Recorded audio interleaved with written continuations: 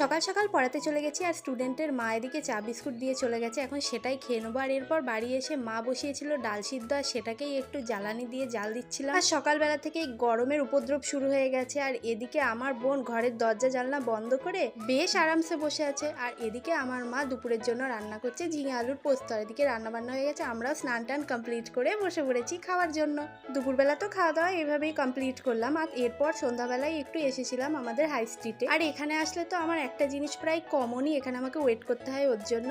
যাই হোক, এই ওয়েট করার ফলস্বরূপ আমাকে এখন ট্রিট দেওয়া হচ্ছে চাউমিন। তো দুজন মিলে এই গরমের মধ্যেই চাউমিনটা কোনো রকমে খেলাম। খুব যে ভালো লেগেছে তা বলবো না, তবে খেয়ে নিলাম ওই আর সারাদিনের মধ্যে এদের সাথে একটু দুষ্টুমি না করলে তো আমার চলেই না। আর ওর থেকে একটু অ্যাটেনশন পাবো বলে ওকে একটু জ্বালাতন করছিল, কিন্তু ও দেখো পাত্তাই দিল না। আমার দিকে মুখ ঘুরিয়ে আর বালিশের উপর শুয়ে পড়লো।